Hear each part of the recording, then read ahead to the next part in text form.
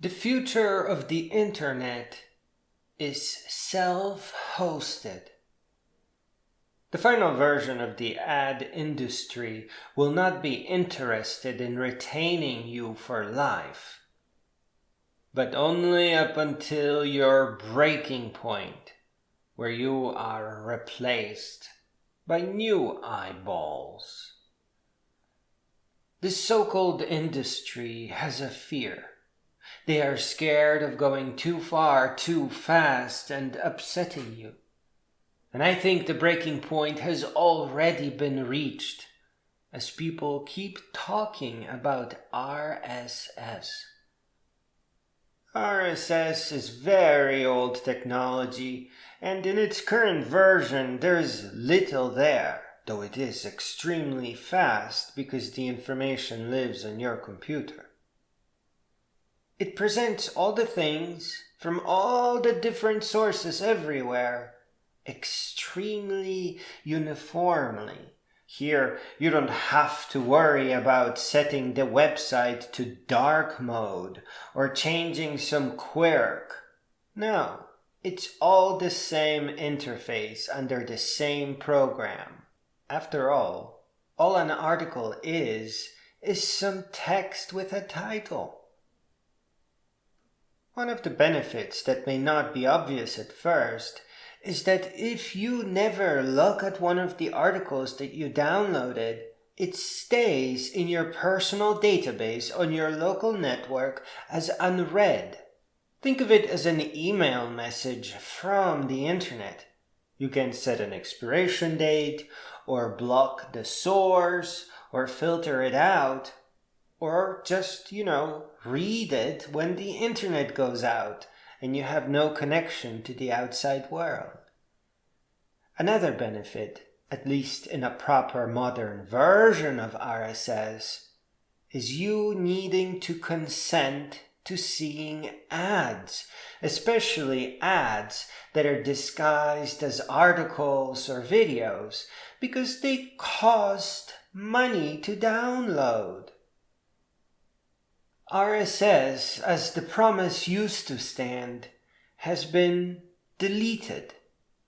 Aside from being blocked and really just downright destroyed in favor of presenting you with more irrelevant ads everywhere, and having an AI process all your email to create profiles probably as powerful as all the modern AI really is, RSS-like technologies always end up being moved to the internet.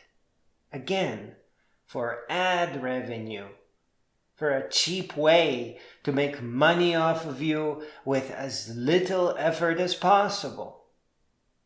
In this new version, all the data of any value to you gets downloaded to your personal server on your local network by an open source program. There is no artificial intelligence here to analyze your behavioral patterns. This is a local server with a cache, or a local caching server, or a fast version of all the data pre-downloaded for you, for an internet experience faster than you can imagine. All you need to know to get used to this challenge is two concepts. They're very simple.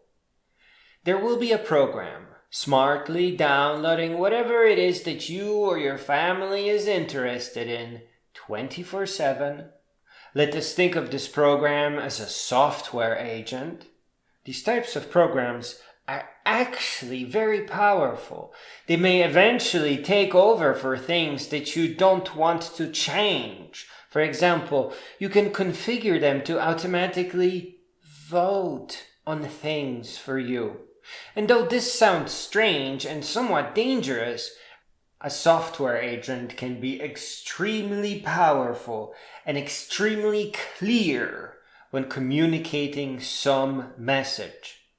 A single checkbox can declare political ideas that no one politician would originally agree on, and instead announce that there are voters out there willing to elect a representative who will end homelessness, poverty, or never go to war, having chosen to build schools decades ahead.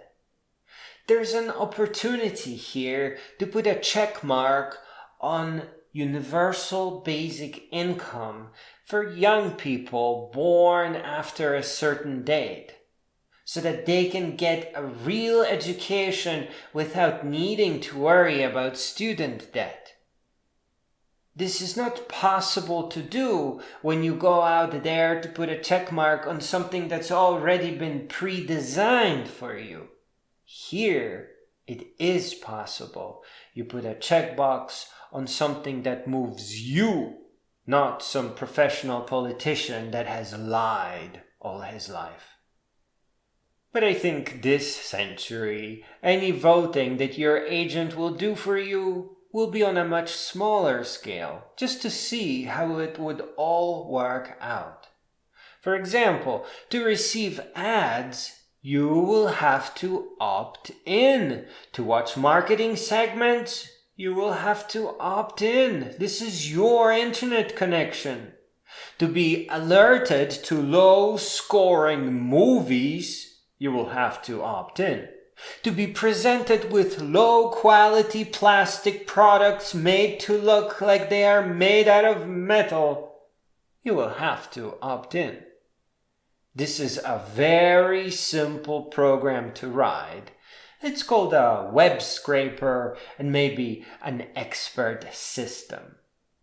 The second concept is that of a pipe, and all that is building a series of filters so that the articles about your hobbies aren't just stupidly tagged hobby, but placed in a programming or art or work folder, very much like a perfect little inbox. Your agent, like a web spider, crawls the internet for you non-stop. This is the search engine that we've all been promised. This time it will be done right. When a new program feature or movie you like comes out, it will be right on top of all your morning news, without any AI salivating over another component to your profile. Begin by learning more about computers. There are some really nice $100 Linux computers, similar to the Raspberry Pi. They are called SBCs, or Single Board Computers. Get one. Run Linux on it.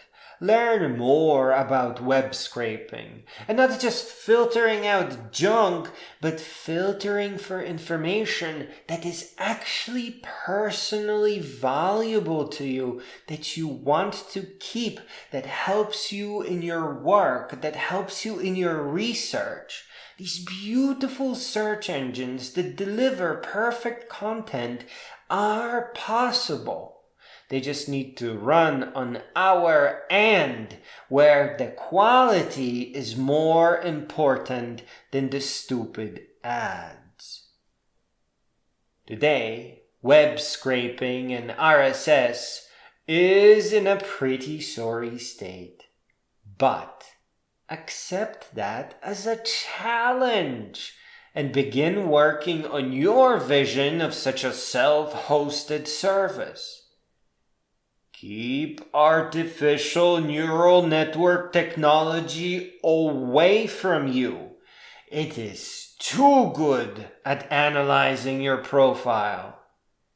It only exists for the purpose of selling you out. Begin learning programming. Begin writing software to spider the web. Declare your independence. Build a software agent that will never sell you out.